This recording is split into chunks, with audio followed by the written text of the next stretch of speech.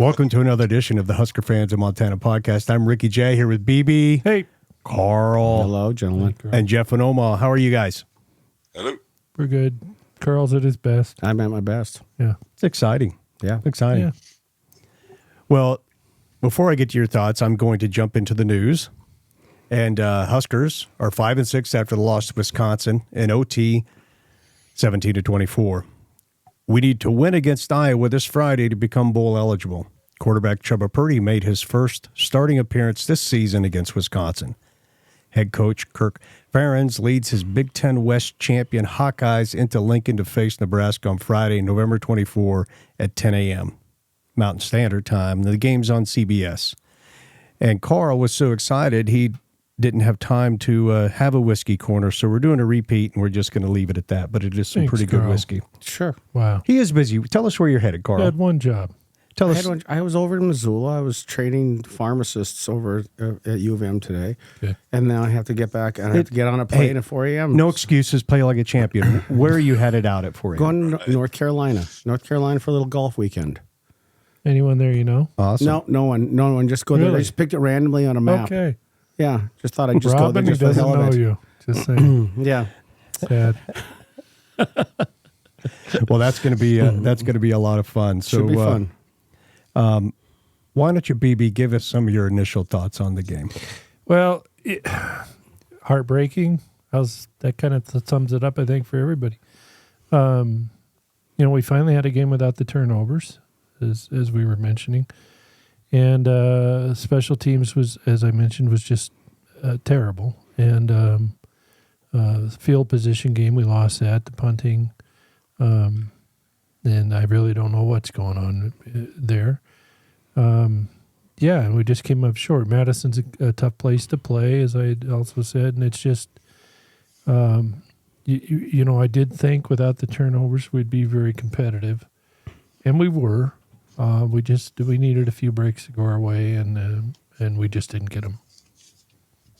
Yeah, Karl? Yeah, I'd say the turnovers were definitely an improvement. It looked good the first couple possessions going down and scoring, but either they made adjustments and we didn't make other adjustments to meet, or we just couldn't keep up with it. It wasn't going to work, and our defense didn't play as well as they did. So when you don't have your three aspects of your team playing well, it's hard to win, even if you take away the turnovers. Yeah, and they did make adjustments that we had a hard time accounting for. Yep. Jeff, your initial thoughts coming out of the weekend? Yeah, a lot of the same. I mean, I think that they posed it to us on our weak side blitzes and stuff, and I don't think we adjusted quick enough. And even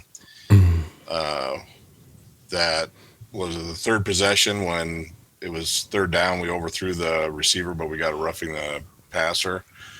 I mean, even that drive, we probably really didn't earn. So it was after those first couple, and it just kind of died. I said, I don't know. It didn't really feel like a lack of energy and stuff. It just, I don't know. There was just something about that game that didn't ever feel like we had the momentum or had a good hold on it. Right. Well, from the beginning of this season, even when we had a healthy team, we were hoping, the measure of this season is to get to a bowl game. So we still have that chance going against Iowa this weekend. And Coach Rhule spoke briefly about the importance of a bowl game. So here's Coach Rhule on what a bowl game would mean to the team. It would be great for the program to reach a bowl game. What would be great about it in your mind? The number one thing is the practice. We need the reps, the practice. I think Shake Shack's about to be Jason's about to be a really good player. I think, Ruquan Buckley's been making the move over to the offensive line. He's going to be a dynamic guard, I think. I want to get him another month of playing O-line. Obviously, there'd be we got there for the first time in however many years for everybody else. And I get that. Trust me. Trust me. But to me, it's about the reps and the development and the opportunity to go compete again. But more importantly, it's about winning the game to get there. We got to go win the game. You wake up on Saturday morning before the Wisconsin game and you're watching other games and they're putting up the Big Ten West and we're in second place to start the day. but we didn't win, so you don't get to stay there. And so I want our guys to win one of these games so that A, they know that they've achieved it, B, we get to practice, C, we can move some guys around and try some things. Like, if you think about it, like, we went to Wisconsin and our punt returner was a true freshman and our kick returner was a true freshman who's actually redshirting this year. So give me another month to practice with those guys. That's, to me, that's the benefit. It's the guys who are playing, but it's also, Steve, the players who are redshirting, because, when you're redshirting or you're not playing a ton, you start to say, like, am I good enough? Am I going to? When you start to have a vision of, man, they know I can play. They know what I can do. Like, can't wait for you guys to see Dylan Rogers. Can't wait for you guys to see DeAndre Barnes. Jeremiah Charles played for the first time. It's still his redshirt year. Those guys are going to be excellent. I can't wait for you guys to see Bryce Turner. So another month with those guys would be great. But most importantly, to go win the game, to go win a game and earn it, I think it's what good teams do down the stretch. I could see for these young players, yes, how important that extra practice time would be, and just that ability, just kind of a reward for these upperclassmen to actually get to a bowl game. But before we actually get into the review, I do want to give a shout out to our sponsor, Lewis and Clark Brewing Company. I'm enjoying the H2 Hoppy Hard Seltzer. That's a great along with a little whiskey. Yeah, it's very good. And what do you got there, BB? I got the Pompeii Pilsner. Again, I'm kind of a lighter beer guy, and it's fantastic. It's really good. And Jeff, what are you enjoying there in Omaha? I got another pale ale, but it's from Dry Rock out of Aurora, Colorado. Ah, okay. Pretty good. Kind of sticking with my pale ale themes, but nice, very nice. A Colorado beer. Yeah.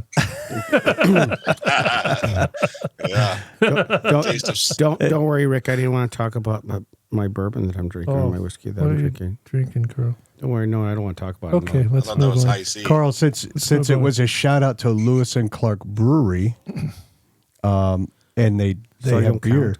But what are you sipping on? Because it is one of our favorites, and you and I did enjoy it in Ireland. Yes, thank you very much, Rick. Yes, I'm drinking Redbreast 12-year. Very good Irish whiskey. It's wonderful. Thanks for asking, though. I appreciate that. We can tell we're nearing the end of the season. You got some little hostility building up, some stuff starting to come out, getting a little cranky. Wait till we start talking about the grills. Karl's strange. All right. All right. Karl's checked out. Like, we've lost him. Yeah. This is the part of the locker room that's gone now. Yeah, that's right. He's I'm entering the transfer portal. Yep. Well, you'll come back when no other podcast will have you. All right. Well, I'm going to kick on the game review. It's about 7 minutes, a little over, and get the volume down, and we can chat about it over top of it. Murray this time will hand it off Johnson.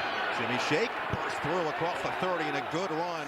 Sets up 3rd and 2, picks up 8. Here they are on 3rd and 2. Hand it off Grant around the outside. Grant is going to pick it up with his legs. Block in motion. When you talked about ball control, BB, much better ball control. No turnovers, obviously, until the end. I mean, Purdy did a great job. Grant did a great job. It was nice to see Grant run the ball without, get some confidence. Right. Mm-hmm. And look at this guy run the ball. Everybody talking how we lose the quarterback run game, but I don't know. Looked pretty good on that one. Oh, yeah, for sure. Showed a lot of speed. And right here, I just want to end the game. If we could just stop, they should allow you to just call it. Like, okay, it's done. We're going home. All right, thanks so much, KT. Swing it to the outside for Billy Kemp. Makes a move, picks up the first down. And Zachman Kemp's healthy. That's nice. Coordinator Marcus Satterfield told us he believes the guys are going to want to play for him. You can see it early as he swings it back to the He had some great throws, too. This time it's going to go to Malachi Coleman.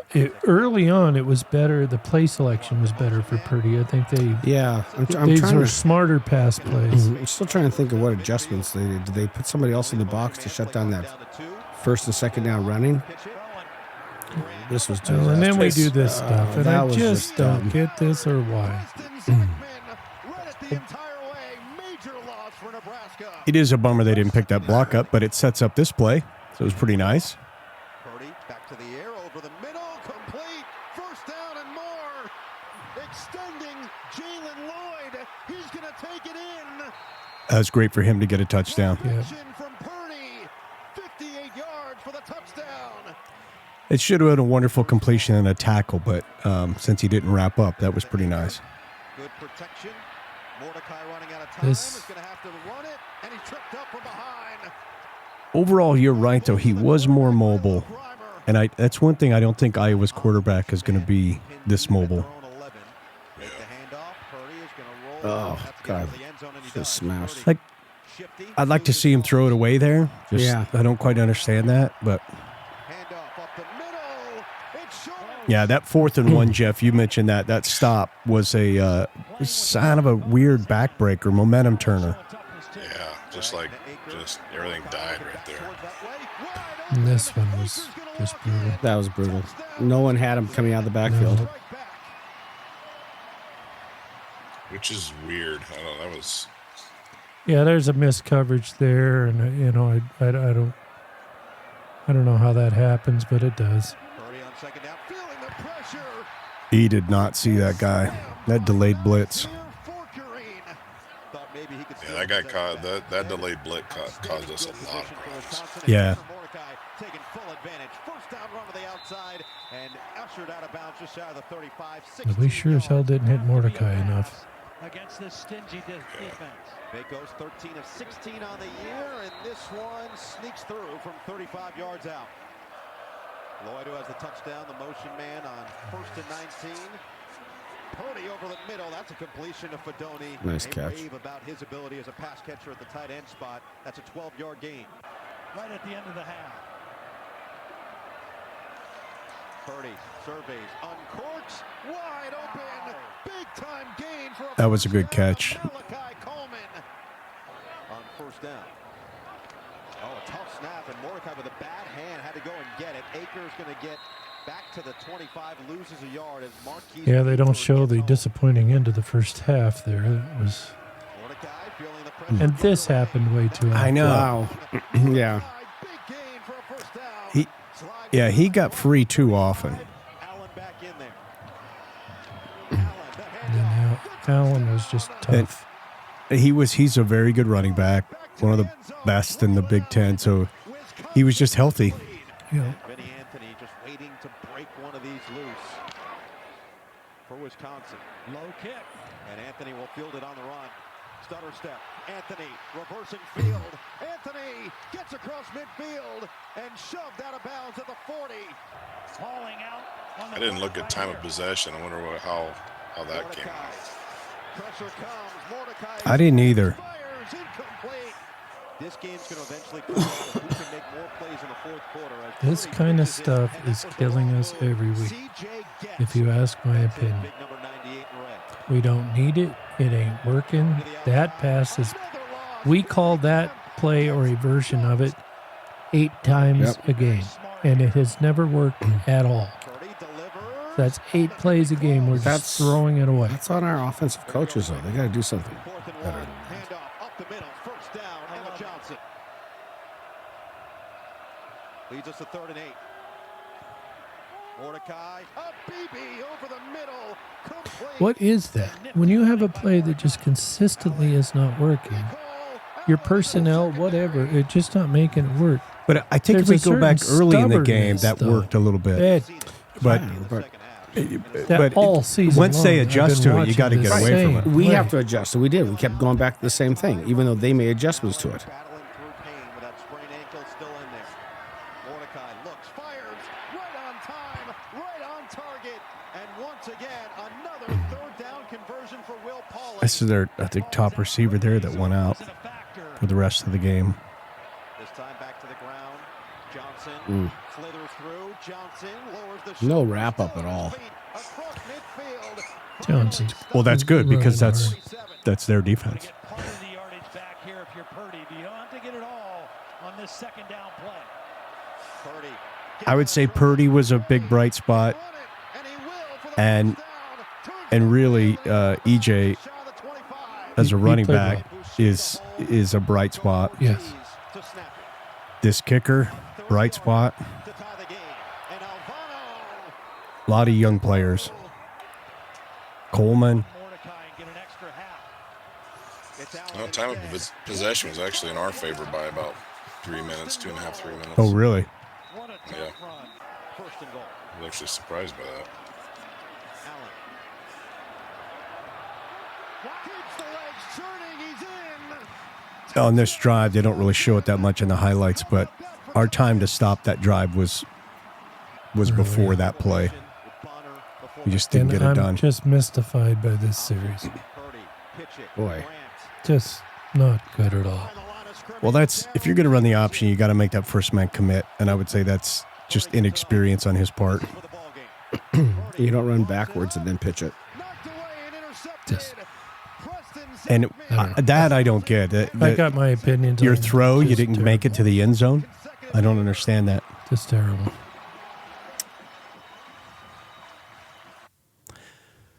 So those are the highlights. Let's listen to Coach Rhule on Purdy as his QB performance. I thought Chubba played really well.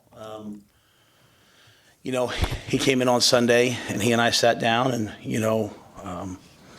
I think the thing that takes you from good to great is when you go back and look and say, hey, what are the plays I could have done? Not just concentrate on things you did well.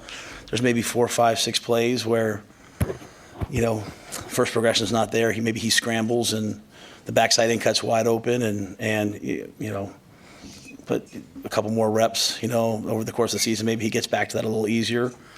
But I thought he was in command the whole game. I thought he protected the ball. I thought he had great energy. I thought he was making a lot of good decisions. I harken back to like the Minnesota week. Like, if you look at our scout team for the Minnesota game, like Chubba was the quarterback, Emmett was the tailback.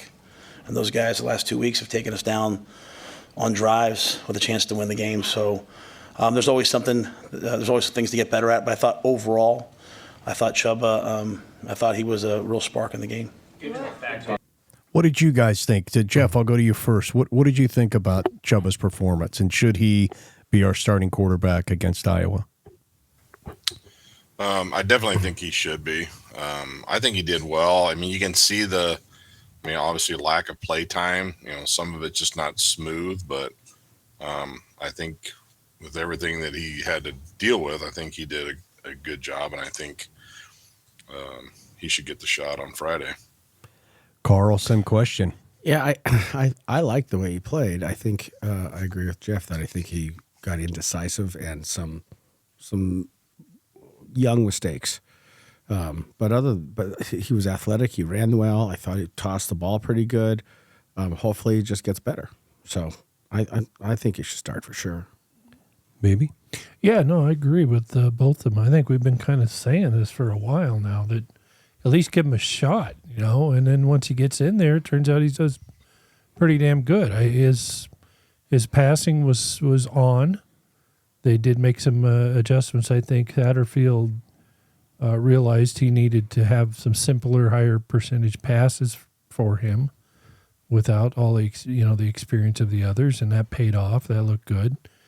But I'd find it hard to fault him a whole lot. A player or two here. I mean, this is the first game all season when we haven't had, a ridiculous number of turnovers. So you got to give him some credit just for that. Right. He definitely controlled the ball, and he was more balanced. He protected the ball, and he threw and ran very well. So I think it's fortunate that his groin is where it is, and he can perform. And it's kind of funny. Coach Rhule said, "Where is his groin? Where is it at? Karl knows. Between his legs? Karl knows. Between his legs? Okay. Down. Right Yeah. now, Okay. yeah. All right. I don't like to talk about another man's groin. So I just wanted to make sure it was in the right place. Right. that it was there. It would be odd. yeah. Okay. Yeah. So Would explain the weird running style. Right, it would. well, Coach Rhule said, when people say, why hasn't he been playing all year, that's a testament to the way they practice, because it's great to have a guy come in, a third string quarterback come in, and then actually do well. And people say, oh, where's he been? So he says, hey, that's a testament to how we practice and prepare everyone. So that's kind of an interesting take on it. One of the big questions coming out of this was the clock management. And we'll listen to Coach Rhule, and that was at the end of regulation. So we'll listen to Coach Rhule on that, and then get your guys' thoughts. season, what you guys do as an offensive staff to drill some of those late game situations, like if you're playing for 3, if you're playing for 7, how you work timeouts, how you work clock management, just the stuff that you guys do so that when you get in those moments, you're prepared. And I'll be frank. I'm assuming you're referring like I probably should have called the timeout earlier, right? No, I'd rather address it directly than not. You know, as I said after the game, Good for him. Yeah, exactly. For me, I like that. It was really important in that game that I gave the defense a chance to win the game. You know, because too many times we haven't given the defense a chance to win the game. So when you look at it from an outsider's perspective, and you haven't seen the Minnesota ending, you haven't seen the ending last week. Yeah, from a traditional perspective, I completely understand it. Because we had missed one earlier, because we have a freshman kicker, because it was cold, because of all those different things. You know, I wanted to make sure I got the ball down in a certain area. I also didn't want to kick it because we didn't get that third down. I didn't want to give them the ball with 40 seconds left because if you go back to last week, what happened? They went down and they kicked a field goal. So I didn't want to throw an interception in the end zone. I mean, you know what I'm saying? I wanted to be conservative to get the first down, make sure we had the first down, not give them time to go on and kick the field goal. I thought we were playing really well on defense and we would stop them in overtime and win the game. Or we'd have a chance, let's say, hey, make sure we have a shot at the end zone. If I could go back, like I said after the game, I'd have called the timeout with 30 seconds and had 2 shots in the end zone. I don't know for us how many shots we're going to hit from like the 18 to 20 yard line. So I say all that to say, you make those decisions based upon your team, right? So in the offseason, we do it based upon other teams and the analytics. And, you know, the analytics told me to go for it on 4th and 2 on the previous drive. My gut was to punt the ball down that we were going to stop them. That was right. My gut was Michigan State. It said to go for it on 4th and 7. You know, that's what the analytics said. I punted the ball down. We got the stop. So, you know, I think sometimes you have to I take the analytics, you know, they give it to me, and I also kind of take what we have. And, you know, I'll be perfectly honest with you, like, we get that ball to overtime, we have them 3rd and 10, we have them 3rd and 8. And unfortunately, we just don't make the play. But I stood in front of the team and said, hey, guys, I wish I would have called the timeout with 30 seconds and given you 2 shots. In terms of practicing it, we practice those things every Friday. We practice those things every Thursday, you know, either or. We practice them all off season. I think when you see a quarterback who's been on the scout team not get a ton of reps and he takes the ball from the 93 or the 94 and drives it down, it's pretty good coaching by Sat and Garrett and all those guys. We took the ball down last night, you know, with 3 minutes left, and there's just a fine line there of, hey, let's score. Let's guarantee a field goal. Let's try to score a touchdown and end this game, but let's not give the ball back to them. Unfortunately for us, you know, again, I think I said it after the game. I had a lot of people say to me, why didn't you guys just run the ball the week before against Maryland? Because we would have, you know, kicked the field goal and given them the ball back with 2.5 minutes left, you know, or 2 minutes left to have to kick the field goal the week before. They got the ball back at the 25-yard, then they went down and kicked the field goal. So it's a fine line there. In terms of balancing it, you know, we go through all the different things. We have parameters that we use of when to use timeouts, when not. We use the analytics, outside service. We practice it. But in the end, you have to make a decision. And what I don't believe in is resulting. And that's when you balance your decision based upon how the result comes out. You make the best decision. If I could go back, I would have called the timeout with 30 seconds. I'd have given them 2 shots. But what I didn't say after the game is, you know, really, you know, because after the game you're pretty emotional. I just did not want to kick that field goal with 45 seconds, make the field goal, and then give them a chance to go down and tie it. Win the game. I wanted to at the very least get it to overtime because I thought I was really starting to see our defense emerge. And, you know, we had 2 third downs that we gave up. We had a penalty on offense, you know, just didn't make the plays. But as with everything else, all those things fall squarely on my shoulders. Like I'm saying, I'd much rather answer it like directly like this. Like I told the team, I said, guys, I wish I'd have done this for you. I wish I'd have given you one more shot. You know, that's part of all this. You know, I have players come into me and sometimes they have tears in their eyes. Say, Coach, I wish I'd have done this. You know, we do the best we can. We come out the next week. But it was thought out. It wasn't like it was, you know, just, hey, we don't know what we're doing. I just felt like I owed it to our defense to guarantee that the game continued. Thank you. So Good to see is everybody. it Happy a, Thanksgiving, everybody. I like how he just went directly at the question of what the reporter was getting to. But is it a damned if you do, damned if you don't sort of thing? Or Were there differences between last week and this week? What are your thoughts? I think it's damned if you do, damned if you don't. It could have gone either way. I mean, and I do like how he owned it. I mean, sure. I also like how he confronted the reporter. It would have been a great call if it all worked out. If it doesn't, then everyone questions it. So. Answer to your question is yes to both. I mean, It was different, but it is also, you end up winning this game and everybody's like, oh, perfect decision. Yeah. Coaching's a tough job. Yeah, for sure. Was it the best time management? No, it wasn't. And, he admits, unlike our onside kick a couple of years ago, at least he admits, well, I would have done it differently, as opposed to, hell yeah, I'd onside kick it all season long. That'd be my, So I do give him credit for owning it. It is what it is. He did get it to overtime, and so you got a whole new ball game. And like you said, defense is starting to look good. Maybe we've got a good shot at this in overtime.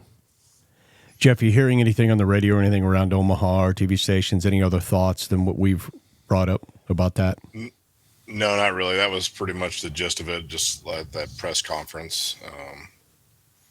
But, I mean, I think, damned if you do, damned if you don't, because the same people were questioning, and hell, I was even doing it when they did the crossing routes against Maryland and stuff. Like, what are you doing? And we got bit there. So it's like, I understood it. Like where I was at, they were all freaking out about calling a timeout. And I saw like, okay, but if he doesn't get it, he's leaving too much time. So I got it why he wasn't calling it right away. So I don't really have a problem with it. I mean, hindsight, if you could give him a couple more shots, but then a couple more shots may lead us to an interception and we don't even get a chance at overtime. So true. I like how he addressed it, but I didn't have an issue with the call at the time either. Right. I think those decisions are on the head coach, and he's just got to make the best decision at the time that he can make. Yeah, and I agree. Yeah, and so he, just like you said, he did get us to OT, and they had a chance to win it. Defense had some issues in overtime, and I wasn't happy at all with the play selection in overtime. I just really, I don't know. Season's almost over. I hope we win. Hope we go to a bowl game.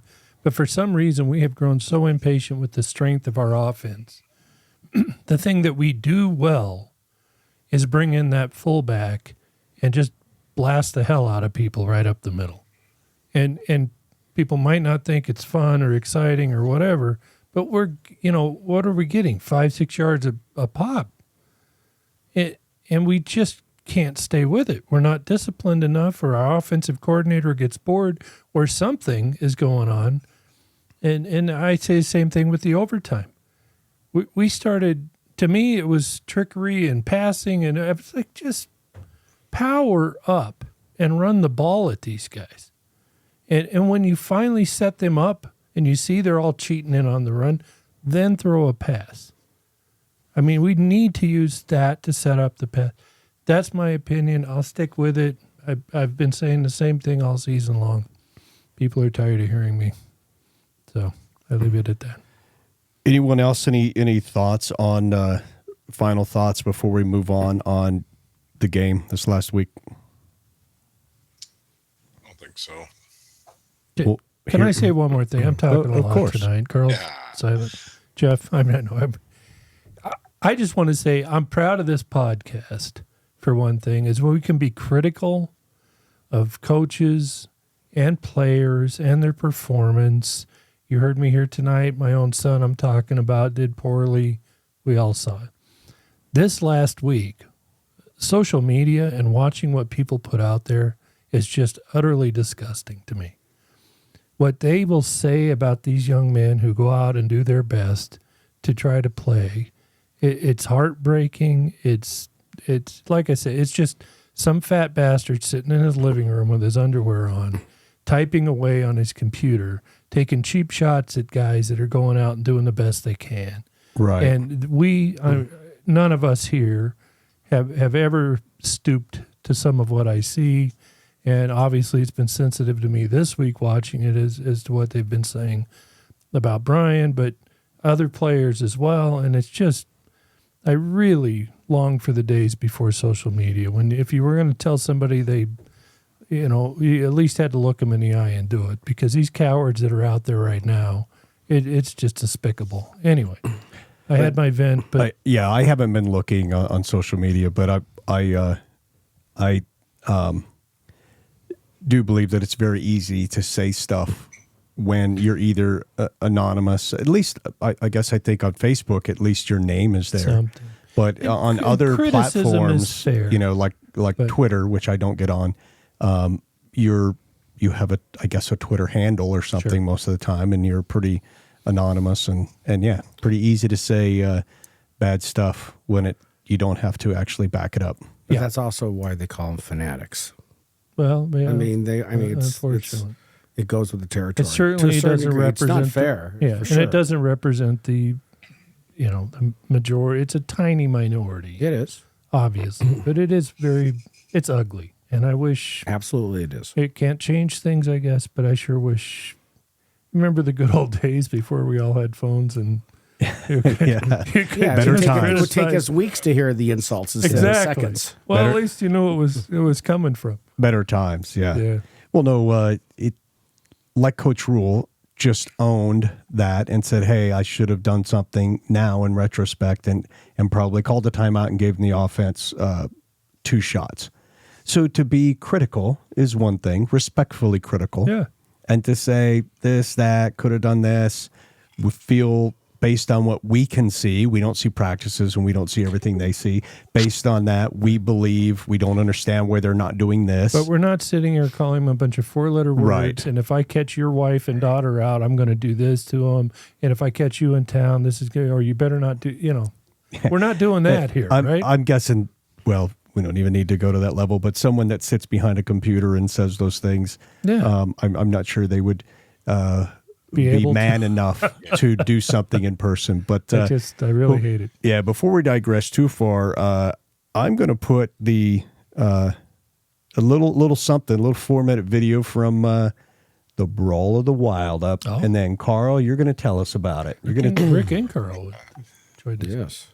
So let's get it started. I'll get the volume.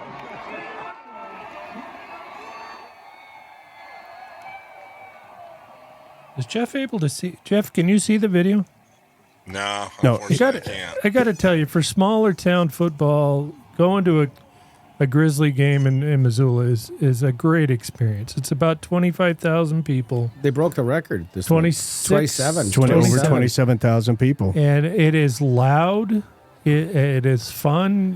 You see a lot of the same people every week. It's really quite an So, experience. Karl, set it up. This is your Grizzlies, and who are they playing, and what are we looking at here? Well, they're playing their arch rivals, the Montana State Bobcats. Number 3 versus number 4 in the nation. It's for the Big Sky Crown. Whoever won this game was outright winner. And of course, then you're talking about seeding in the playoffs, home field advantage, all the way through. So it's one of those games. It's easy to say that records don't matter. Well, this one, man, this is the first time we've ever played each other when their rankings were that high. So, and it was a cold day there, boy, because there was a temperature inversion, and it was chilly. It was chilly that day in the stadium, but it didn't seem to stop people. It was a great crowd, and here come the Bobcats. Boo, yes. So, for people that aren't aware, 2 in-state teams in this division, Bobcats out of Bozeman, MSU, and U of M in Missoula. And it flips every year, right? At the Brawl of the Wild. Yep. When they face each other, and here it's in Missoula. And yeah, somebody said that inversion was going to burn off. It was going to be super warm. That would have been me. I kept saying it'll burn off, and it just didn't burn off, and it stayed about 29 degrees and kind of humid and chilly. The trophy weighs 300 plus pounds and looks like a dinosaur. Looks took a like crap. buffalo turds, but it's a 300-pound buffalo turd that we all take great pride in. We all want to win. It's supposed to resemble the Continental Divide. It's Great Great Divide? Yeah, it's a Great Divide. I mean, it's Okay. meant to be a mountain and the Great Divide because University of Montana is on one side and Montana State's on the But other. then it has like footballs and helmets and It shit has football stuck and in it. helmets and all sorts of, So, who's this Carnival rides. mascot we're looking at, This Karl? is Why Monty. he's there? It's Monty. World, 2-time NCAA mascot Champion. of the year. Yeah. He's entertaining. He's because he's quite the gymnast, and he gets people going. Yeah, it was. I was a little disappointed he didn't come out on a motorcycle like he does sometimes. Well, he does sometimes, yeah. But he did the whole WWE thing where he broke the table. I mean, he came out and jumped off the truck onto the table and broke it. I mean, that was kind I of. wish Jeff could see this because it's. Well, he can watch the podcast. Well, he could watch the podcast. So, Or you yeah. could send it to him. You That'd could be send it another to him. Yeah, viewer. he has an opportunity. Could be another He could viewer. watch it over and over and over again, frankly. and help increase our views. I'm sure he Yes. will. I was worried when you guys started saying the trophy weighed 300 pounds. Oh, it's a you- big trophy. It you takes gotta about 6 see or this 7 thing. guys to carry it. Yeah. It's a massive thought trophy. Yeah. I thought maybe it was Miss Montana. No. She doesn't weigh several pounds. No, Nice. she might. There we go. She might. Yeah. There we go. You have to cut that part out, Yeah. Rick. Yeah, I don't no, wanna get that's into fine. We're going to leave that next one time I in. show We'll up remember that too. Oh, it's staying in, baby. I hate to say it, but there's been times throughout the year where, the Grizz offense was clicking better than Nebraska's. So here comes the team. They do this nice little entry. Well, they got a couple big Nebraska boys there. They were seniors. They got introduced. Big Nebraska linemen. Yeah, one played for the Huskers. Then 2 of them are from Nebraska. And at least one of them they mentioned on the intro, it looked like he'd probably go pro. Right. Yeah, he's a prospect. Glad we got rid of him. Yeah. Yeah, right. All right. Well, that gives our Husker dedicated listeners, our Husker fans, just a taste of Montana football. football. And I got to tell you, I told Rick going over, I thought the Bobcats were going to whoop us because they're a strong team. Oh, ye of little faith. Well, no, I just was trying to be realistic. I mean, this is a team that went into South Dakota State and lost on the last play of the game. I mean, they've been looking good. Right, they were looking good.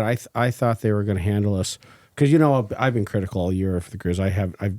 I still, to a certain extent, question whether they were a number 3 team. At least at the beginning of the year, something clicked. I think it's a quarterback play for me. Clinton McDowell, Much improved. Clint McDowell, who was a transfer from Central Arkansas, came in, looked like he was legs only. Could run the ball, couldn't throw the ball at all at the beginning of the season. He's developed or gotten some confidence into his passing game. And now they can't just throw a guy in the box and stop him. They have to respect his passing too. And I think that's opened up the offense tremendously. Do you remember the final score? 37-7. 37-7. So It was a butt whooping our way, and I didn't think it would be. I was surprised. And they both got in the playoffs. They both got first round buys, so they were high enough ranked. They got first round buys. Grizz, because of Furman's loss, Grizz ended up at number 2 behind South Dakota State. They will have home field throughout the entire playoffs, all the way until if they made it to the national championship in Frisco, Texas, they would have home field all the way till then. That's great. So we'll and see. the Cats will be depending. They'll get home field first, and then it'll be depending on who else wins and loses. I would imagine. Yes, they're gonna have to. Well, Cats, if Cats got a bye, but it looks like their first round game would be North Dakota State. Is there a chance they would meet again? Yes, I believe there is. yes, isn't there? Yeah. yes, because they're in the same bracket, so they would like meet in the semifinals. Which would be again at Montana. It would be Montana. Yeah. Wow. Jeff, you awake? Okay. Yeah. Yeah, you guys will have to pick a game next year, and I'll slip up for it. Oh, yeah. That'd be great. That'd be awesome. They are a lot of fun. All right. Well, we're going to get into our preview, and as part of that, I got a short video. Steelers. Yeah, I got a short video of Iowa's game last week, so we can get a little look at them. Third down and 12. What's the play call here from your own 5-yard line? So they were playing Illinois. He's getting pressured. He's going to go down. Sacked in the end zone. Their defense is, over the top. Right. Start this drive at the Been that way all season. Williams, big hole. He's got a first down as he takes it out across the 30-yard line. They're not respecting the play action pass. Expect Iowa to get to that at some point. Here it is right here. Raghini was the man in motion. Hill putting it up. Got a man wide open. It's caught by Caleb Brown, who's deep into Illini territory, taking it inside the 40. Pressure coming. Gets it off, got a man, and this is a big gainer. There goes Williams, taking it down inside the 35-yard line. Hit from 53 earlier this year against Purdue. And he's good. 3rd and 8, I like that. So Illinois just went up, Jeff, 3-2. Getting some pressure, steps up, he's going to run, and he's got room. This is Deacon Hill for a first down inside the 10-yard line. Flags are down. Hate to give it to him, but I'll give Iowa credit. Like you talked earlier, we kind of go away from our run game. They stay with whatever they got. Right. They don't step away from it. They Nope. win it ugly, but man. The depth chart, but those big guys still delivering in a pass game. And that's where, there's a certain discipline to that. And that's where I question whether Satterfield, the coaching staff, they just can't. Well, it got their offensive coordinator fired, so he will no longer be with them. Pressure coming from Iowa. Paddock gets it off. Got a man wide open down the middle. It's his tight end. 8-2, and they fired their offensive coordinator. Yep. Imagine what a team like ours should do. The son of their head coach. Yes. Wasn't it in his contract? He had to score so many points a game. That'll make Christmas dinner interesting. Yeah. So Illinois is 10-9. They got them 10-9 right now, towards the end of the second quarter. Now we've jumped ahead to the fourth, same score. Knocks it through. And Illinois just went up 13-9. Caleb Johnson, the running back. He's got Look at this. Caleb Johnson, right side, into the end zone. I think they got more production out of their backs this last game than they've been getting, is what I read. Big in the pass game, that time in the run game, he makes his presence. I wonder if Kurt Ferentz would retire if they happen to pull off an upset in the Big Ten championship game. No good. That'd be a hell of an upset. Yeah. Victory formation. I just wonder, I wonder where, his relationship with the AD can't be that good. No. Because he was probably pressured to fire his kid. Oh, guaranteed. So, He was told to. Coach Bush had an interesting take on that a while ago. I just heard him commenting and said, he could have made his son like a co-coordinator, defensive coordinator coming out of last season to give him some protection. And for whatever reason, they did not do that. Maybe his son didn't want the demotion. I don't know. But at least then it would have spread out some of the potential criticism. But for whatever reason, their offensive coordinator is out after this season. And they come into Lincoln knowing that. Maybe the nice thing is, hey, this is our senior day. Mm-hmm. So will that give us our last home game, our senior day? Yeah. Will that give us a little fire, a little piss and vinegar for them to play for? Because the last two teams we played away, it was their last home game and their senior day. So and Iowa clinched the West already. They have nothing to play for. They have nothing to play for. That's what I was wondering. So the only thing that they have is pride from last year because we kept them from going to the Big Ten championship last year. And so do they want to keep us from going to a bowl game? Do you hear much crosstalk, Jeff? What's going on back there in the Omaha area? Oh, yeah, it's rampant. Like, you hear, obviously from my end, you see a lot more of the Iowa guys talking. Like, you'll see the posts about, the real black shirts and this kind of jargon. And but from the fan base up to the team, I think there's a true hatred for the Huskers. Which you would think would subside. They were second fiddle to us for decades, but then this last decade, they've, been whooping us pretty handily. So, but yeah, there's always just a lot of talk. I don't think this game whether they got anything to play for or not will matter. They want to play for that trophy. They want to beat Nebraska. There's no doubt. Well, here we have a quick video of Coach Rhule just kind of asked on the Iowa defense initially, and then he also kind of expands it to the entire team. What stands out to you about Iowa's defense? Everything. They're giving up in Big Ten games. They're giving up I think it's 12.8 points per game. I mean, they're giving up three yards a rush. They don't give up big plays. But it's all together, right? Like, you know, the thing about Iowa is when people try to talk about Iowa, they want to talk about like the defense and the special teams. But if the offense, no, that's not how it works. Like they know who they are. They have a formula. It's integrated football, right? Like they've punted the ball 56 times in Big Ten play. They're gonna.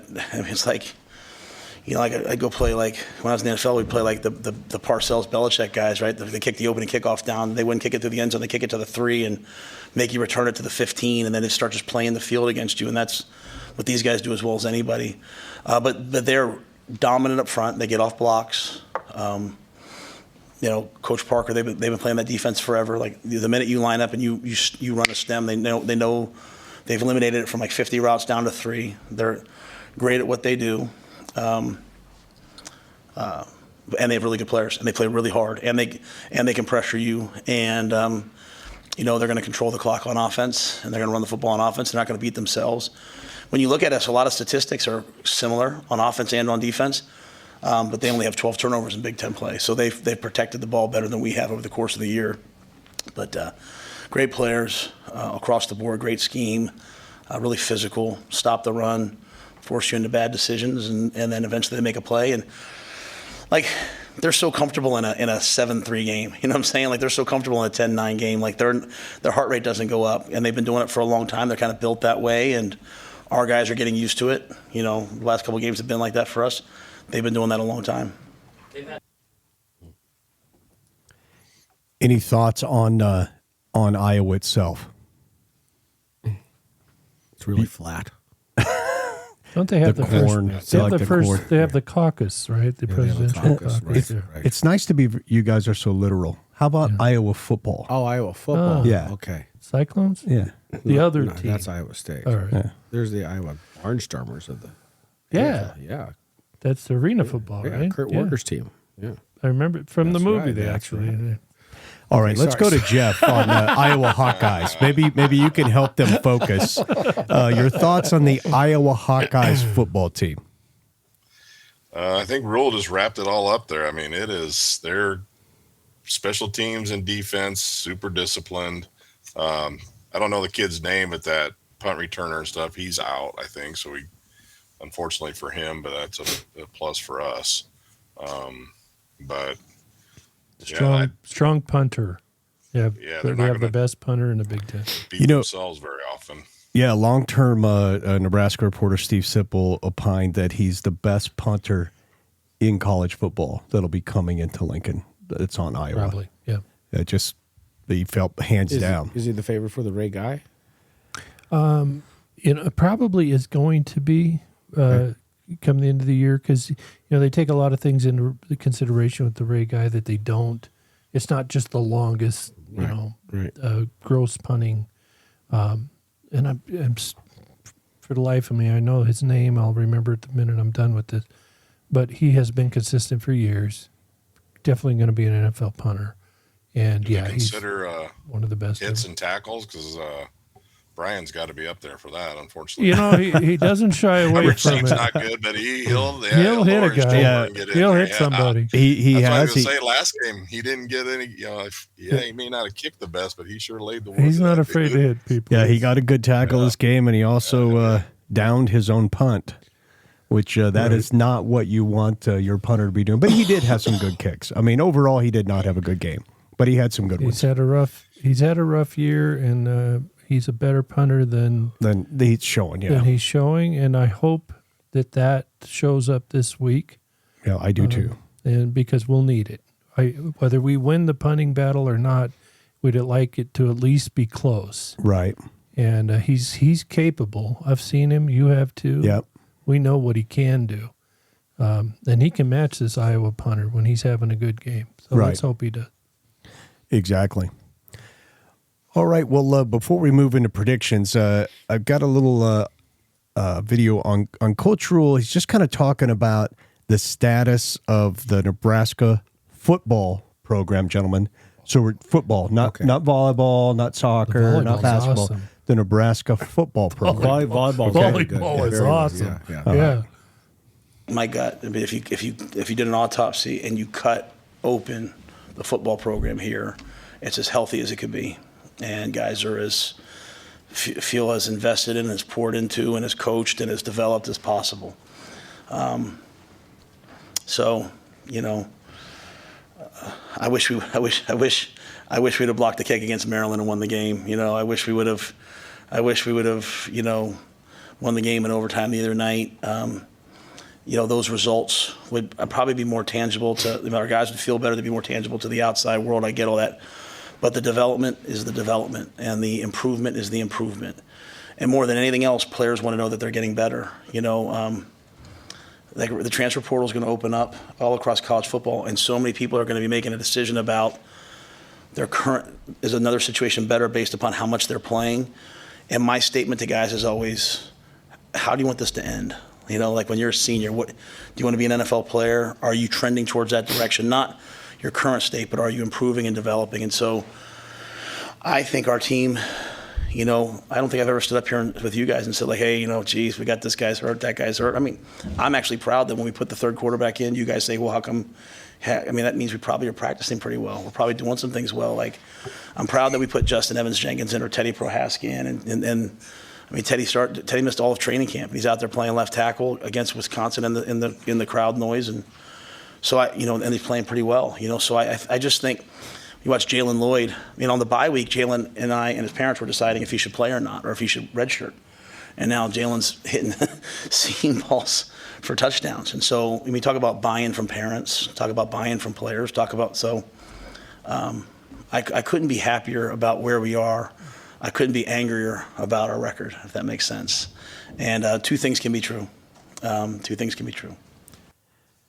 Obviously, maybe better fully gone into and more of a season in review show. But what are your thoughts just kind of where we are right now on the Husker program, BB? His ending quote right there stuck with me all week. That's really been, I don't think anything says it better than that. Because we're a good football team. We've been in so many games. You know, other than a couple, Michigan was just better than us. They just beat us. Colorado, I don't know. We made mistakes. Could we have won it? I don't know. But every other game, we clearly could have come away with a win. So imagine this season with a couple of losses, maybe throw another one in with 3, 4. We're a much better team than our record reflects. I think that's what he's saying there. The kids have come a long, long way. You give this guy, I truly believe you give him a couple of years, and Nebraska football is going to be something to contend with. That doesn't help these guys, especially the seniors. It's heartbreaking. It's frustrating. The fans, it's frustrating for us to watch, and these losses. But these are not blowouts. We're making mistakes here and there, and when we finally stop doing that, we're going to start winning these games. That's where I think Nebraska football's at right now. Karl, your thoughts on the program? I'm very hopeful. This is the first year for Rhule. I think it's going to be. I think he's building the foundation for success, and I'm looking forward to some of these players that he's talking about. I think they're going to be a huge jump ahead next year when they start. I think the program is definitely heading in the right direction. Jeff, your thoughts on the program? Yeah, no doubt. I think those guys are right. I mean, you can't look at this team and think that it's not better, way better than what it was under the Frost era. I mean, we lost close games 2 years ago with Frost, but not like it's a completely different. This team is blocking better, tackling better, attacking the ball and defense better. You take out a couple players, the quarterbacks coughing the ball up a lot. We probably do have a few more wins. Mm-hmm. So, I mean, I'm super optimistic. Win or lose Friday, obviously it'd be awesome for everything, but I'll still be able to look back and feel comfortable that we got the right guy at the head, and this thing will keep trucking, I think. Yeah, and what's that shirt you're sporting this week? Oh, this is it's a soccer. Our girls are in the Elite Eight. Right. That's right. Yeah, they're playing Friday, and I got to give a shout out to Ella Guyett, who kicked the winning goal against Tennessee. She is the daughter of a local law enforcement officer with me here, and a true friend of the family. Super cool. Her older brother and my oldest son played baseball together for years, and she battled a knee injury and came back, and her first goal of the season, and she made one that counted with I don't know if it was 56 I watched seconds that. I actually saw that. That's a big goal. Yeah, What's her name again? Ella Guyett. Ella Guyett. That's awesome. Hey, could you get a ball signed, maybe, you think, to go against Carl's bowling What about pin? a bowling pin? It won't be as good as the bowling pin. I but, mean, you a know, it's bowling close pin would be second. odd, but maybe a little more apropos to get a soccer ball. What a sports school. We of course, this is a football podcast, but what an amazing sports school. Volleyball is just amazing. 92,000 people at a volleyball game this year at Nebraska. You got, every sport is well attended, well supported. Trev Albert's doing a great job. What a sports school. Men's basketball is undefeated. That's right, 5-0. The water Big polo game team coming is up against lacking. Creighton. Yeah. Oh, the water's frozen. That's why. That's right. It's not Pepperdine. It's not Pepperdine. That's right. Well, just a couple quick thoughts on the program, the status of the program. I think we've got a lot of young players this season. Unfortunately, we just had so many injuries. Wide receiver room decimated. The first 5 in line out. The first 2 running backs in line out. I mean, arguably Grant may have been in that mix somewhere, but not for his fumble issues at the beginning of the year. But he's certainly quite talented. And so discovering a redshirt freshman running back that actually plays very well right now in the Big Ten, that's pretty impressive. Now finding a sophomore quarterback that looks to be extremely skilled, and frankly, whether it's his backup or whatever, but Harburg, he was very skilled, and right now he's the only quarterback that's won some games for us. So we have a couple sophomore folks that we can build on at quarterback, and we have a lot of skill position. All these wide receivers, freshmen. So there's a lot of things out there, and it would be great to get the win, like you said, Jeff. It'd be awesome to get the win and get some more practices with this team, and then just to reward these seniors for a bowl game. Man, I would just love for them to have that. And depending on the game, it does help in recruiting if they play someone and do a good job at the bowl game. But man, I want that for them. But imagine the 5 years that they've had and the frustrating losses, a close game, coaching change, what all they've been coaching through. change. Like this team has fought hard. Those kids deserve. I mean, God, it'd be so nice if you to win and go to a bowl game would be so nice for them because they have scrapped all year. And not only head coaching change, but also coordinator change when Whipple came in. So yeah, it would be amazing if they could go to a bowl game. I'd love that for them because they've certainly played hard. But I think our future is bright under Coach Rhule. I think there's a lot of talent out there that's getting developed, and I would love to see some of the ones that are available because of COVID to come back again. So hopefully they will. But all right, without any further ado, I guess we can move into game predictions, and I'll just go ahead and start. I think Nebraska True Gold wins by 14 points. I think Nebraska's seniors and everyone playing for the seniors, everyone steps up, plays a good game, and at home brings the win. I think our defense will hold their running attack. I don't think their quarterback is as mobile. I think that will help them then in the pass defense game. And so I think they'll be able to shut down the run, play well against the pass defense, and I think they'll hold that offense down. And I think Nebraska will be able to score. I think it'll be good to give Purdy another week with the starters. And with that, I think he'll even be more comfortable. I mean, if he comes out there and he looks worse than he did his first start or, his first time in the game, then we got to question what the heck is going on. But I think he's going to come out and look even more comfortable and be more effective in the offense. And I think Nebraska will come away with a win. I think we will go bowling. And True Gold is my prediction. Gentlemen, who wants to go next? I will. I'm going to go True Gold also, but much closer. 13-10. I think the defense is going to take a stand against our running game. I think Purdy's going to move the ball enough to get us into position so we get a few field goals, and I think plus there's something to play for where Iowa doesn't have anything. Iowa's also going to be, like we talked about, the whole offensive coordinator being soon to be gone. I think all of this stuff could play. They don't have the motivation. I think it's our opportunity to take one here. Right. BB? Oh, I'm with Karl. I think we're going to win it by a little more than that. I'm going to go 21-10. I think our seniors are going to come out and just absolutely leave it on the field. So wouldn't you be with me because you're actually closer to the 14-point spread? 14. Do you just don't want to? You don't want to say you're with me? 10. You want? Oh, I'm with Karl. Well, he picked I'm with both of you guys. I'm with y'all. All right, baby. I'm thinking I'm probably even going to be with Jeff. If I'm wrong, I'm wrong. If I die, we die.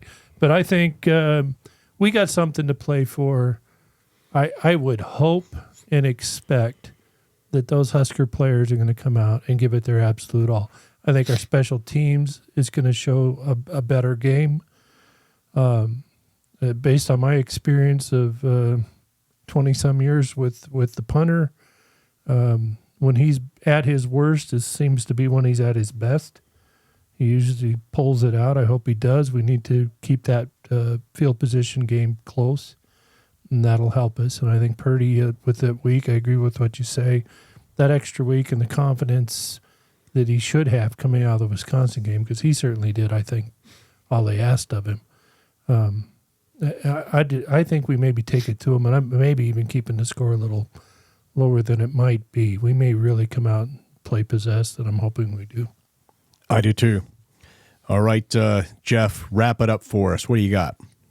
All right. Well, since I'm here on the border and have to listen to these guys here all the time, this is for Dusty and Troy, Aaron and John. This is for you, but I feel like I think they suck worse than they show on paper. So I'm going to go with a 28-12. They're not even going to score a touchdown. They'll kick 4 field goals. Oh, love Beautiful. Beautiful. Purdy will make up some noise on Friday. So that's for my boys over there in Iowa. Hey, if they want to talk smack, they can get their own podcast. That's right. That's right. All right. All right, gentlemen. If they get internet, I'm sure they will. Do they get internet in Iowa? That's a good question. Yeah, no. We don't have room to talk in Was Montana. Hee-Haw, where was Iowa? Hee-Haw was in Iowa? It had to have been. I think, maybe. Yeah. Okay. All right. Who knows? Well, let's just get the win and go for the bowl game. That's all I'm saying. That'd be beautiful. Gentlemen, any final thoughts? Nope. Go Big Red. Absolutely. Go Big Red, baby. And all right. Well, thank you for this opportunity this season. Yeah. Oh, it's been a blast. Jeff, Thank I you, really guys. enjoyed it. Jeff. Yeah, thank you guys. You've added a great dimension here, and A level of sanity. true.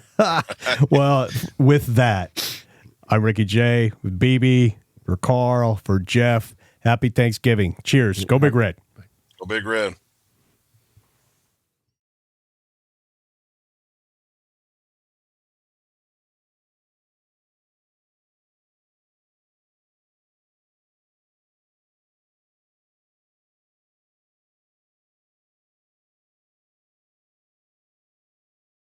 I'll have to work a little. The OCD is kicking in. It's just too annoying. And I have I'm gonna look at this setting. I'd never just see if this will help. Jump out and try to re-enter. No. Let's just hear it now. I just made another a switch inside this program, so that's better. We don't hear it anymore, do we? No, you didn't have echo cancellation on? No. Jeez, I tell you. And you call yourself a professional. Fucking Karl drinks some more fucking whiskey. Oh. I guess that'll be edited out. 5, 4, 3, 2, 1. Hey, welcome to another edition Oh, go ahead and clap. The concept is it's already lined up from the first time we clapped, but that's okay. Yeah, that's okay. We just like to clap. I love that you're excited about it. Well, I thought I had that mastered finally that I could. All right, let's try to get this right. This is like our 16th time, so come on. Okay. Welcome to another edition of who the hell are we? Whatever the fuck this is. Edit that out. Thank God it's about over. This is no longer a family show. There you go.